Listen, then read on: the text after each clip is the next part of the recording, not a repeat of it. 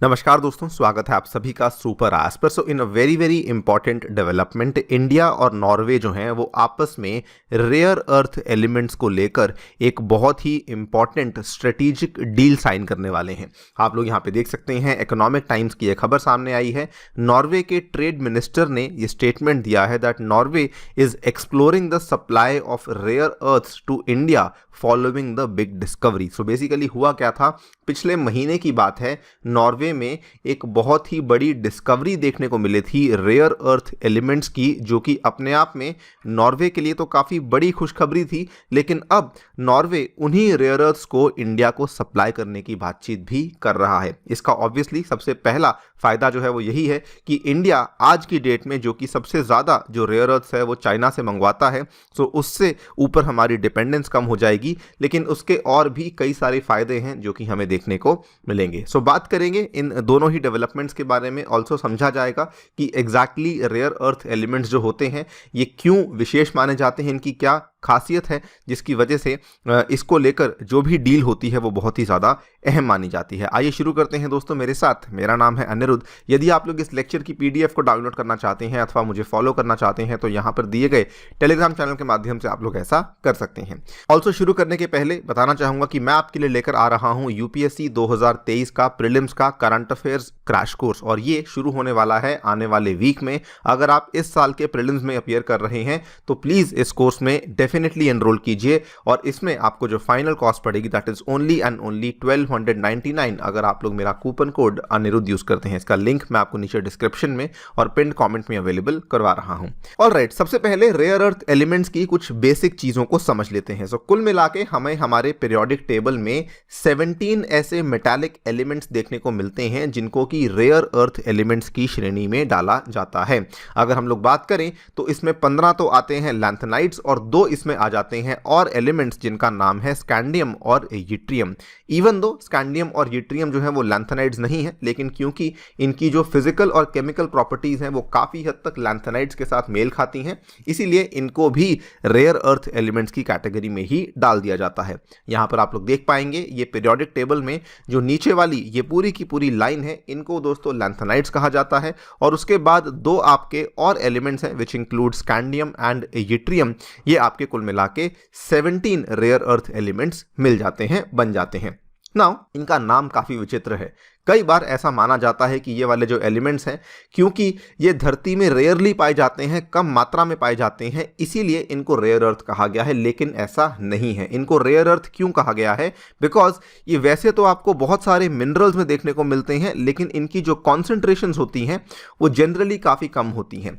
और दूसरा कारण जिसकी वजह से इनको रेयर अर्थ कहा जाता है, बिकॉज इनको इनके ऑक्साइड्स में से एक्सट्रैक्ट करना काफ़ी कठिन माना जाता है टेक्नोलॉजी के आधार पर। मतलब कि जैसे हम लोग नॉर्मली बात करते हैं तो आयरन ओर में से अगर हमें आयरन निकालना है तो उतना कठिन नहीं है, लेकिन रेयर अर्थ एलिमेंट्स के जो ओर्स होते हैं, जो ऑक्साइड्स होते हैं, उसमें से जब आपको वो एलिमेंट निकालना है तो वो तकनीकी रूप से काफ़ी कठिन होता है, और इसीलिए इनको रेयर अर्थ एलिमेंट्स का नाम दिया गया है। अगर बात करें इनकी एप्लीकेशंस के बारे में तो वैसे तो इनकी एप्लीकेशंस पिछले कई लंबे टाइम से चलती आ रही हैं, लगभग पिछले 2-3 दशकों से काफ़ी ज़्यादा चलती आ रही हैं। लेकिन आज की डेट में जब बात करते हैं इलेक्ट्रिक व्हीकल्स की, बात करते हैं बड़ी बड़ी मिसाइलों की, बड़े बड़े प्लांट्स की बात करते हैं, बड़े बड़े विमानों की बात करते हैं, तो वहाँ पर रेयर अर्थ की जो इंपॉर्टेंस है वो और भी ज़्यादा बढ़ चुकी है। फॉर एग्जांपल आप यहाँ पे देखेंगे तो गाड़ियों में ये मैग्नेटिक्स में काम आते हैं, देन ये जो एफिशिएंट लाइटिंग में फॉस्फोर्स के रूप में काम आते हैं, इवन जो नई नई बैटरीज आती हैं मेटल अलॉयज के रूप में, देन कैटलिस्ट के रूप में, डिफेंस के रूप में, ग्लास पॉलिशिंग, सेरेमिक्स वगैरह वगैरह, आपको अलग अलग एरिया में इनकी वेरीड एप्लीकेशंस देखने को मिल जाती हैं।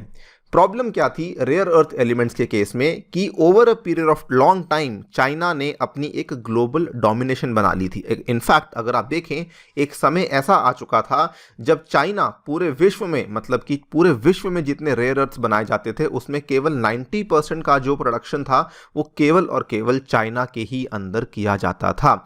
आज की डेट में ये 90% का प्रोडक्शन कम होकर के 60% पे आ चुका है और इनफैक्ट इसका जो बहुत सारा प्रोडक्शन है वो क्वाड नामक ग्रुप की जो कंट्रीज आती हैं which includes Australia, India, Japan and USA, वहाँ पे शिफ्ट तो हो चुका है और इन्होंने कोशिश भी इसीलिए करी कि हमें चाइना की मोनोपोली को ब्रेक डाउन करना है।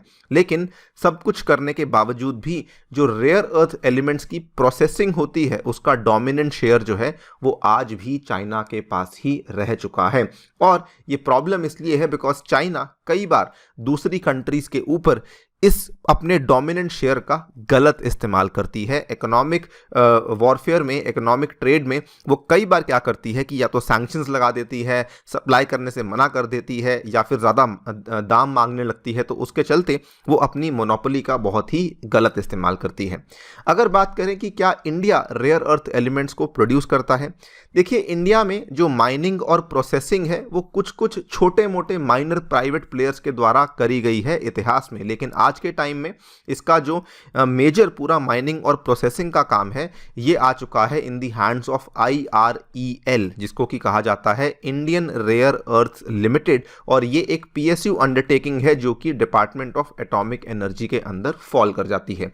लेकिन ध्यान रखिए कि हम लोग केवल इनके ऑक्साइड्स को प्रोड्यूस करते हैं, उसके बाद उन ऑक्साइड्स को प्रोड्यूस करने के बाद हम लोग उन्हें फॉरेन फर्म्स को बेच देते हैं जो कि उसके अंदर से मेटल्स को एक्सट्रैक्ट करते हैं और उसके बाद जो हाई एंड प्रोडक्ट्स होते हैं, जो एंड प्रोडक्ट्स होते हैं, उनका उत्पादन भी उनके द्वारा ही किया जाता है। यानी कि इंडिया केवल इनकी माइनिंग करता है और उसके बाद जो इनका फाइनल प्रोसेसिंग और मैन्युफैक्चरिंग का काम है वो इंडिया नहीं करता है। क्यों?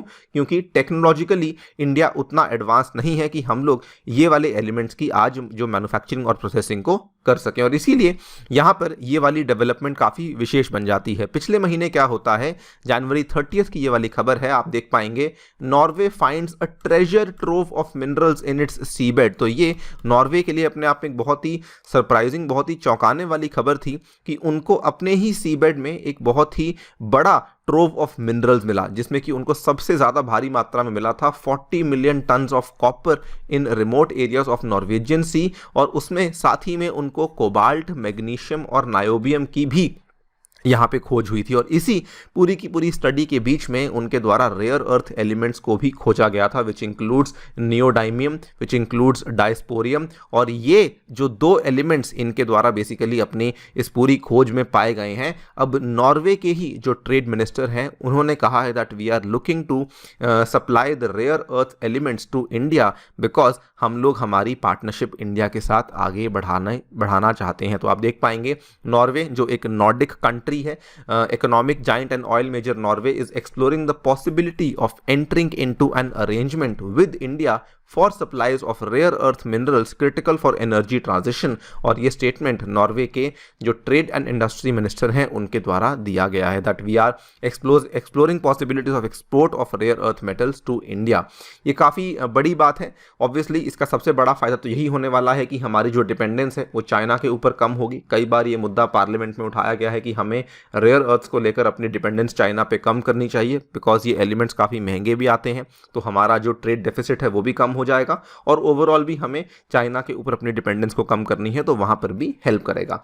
और अगर बात करें नॉर्वे के साथ, तो हमारी नॉर्वे के साथ वैसे ही जो एमर्जिंग टेक्नोलॉजीज़ हैं, जो ग्रीन एनर्जी है, उसमें वैसे ही हमारी पार्टनरशिप काफ़ी आगे बढ़ चुकी है। हम लोग ऑलरेडी, भले वो विंड का सेक्टर हो, भले वो हाइड्रो एनर्जी का सेक्टर हो, वहाँ पर हम लोग कोलैबोरेट कर रहे हैं, और बल्कि अब इंडिया और नॉर्वे के बीच में जो कोलैबोरेशंस हैं वो और भी ज़्यादा हमें बढ़ती हुई देखने को मिल रही हैं। इनफैक्ट नॉर्वे ने ये भी कहा, उन्हीं के ट्रेड मिनिस्टर ने ये भी कहा, we are interested in expanding the Norway's pension funds presence into India. तो वो शायद इंडिया के अंदर लेकर आने वाले हैं। इसके अलावा अगर बात करें तो दोनों देशों के बीच में जो व्यापार है वो अगेन पिछले 2 सालों में ऑलमोस्ट डबल हो चुका है। हालांकि नंबर बहुत छोटा है $2 बिलियन का, लेकिन परसेंटेज टर्म्स में बात करें तो बहुत अग्रेसिवली, बहुत तेजी से बढ़ रहा है बिकॉज इंडिया वो भी ग्रीन एनर्जी की तरफ काफ़ी तेजी से मूव कर रहा है और नॉर्वे उसमें हमारी काफ़ी मदद भी कर रहा है।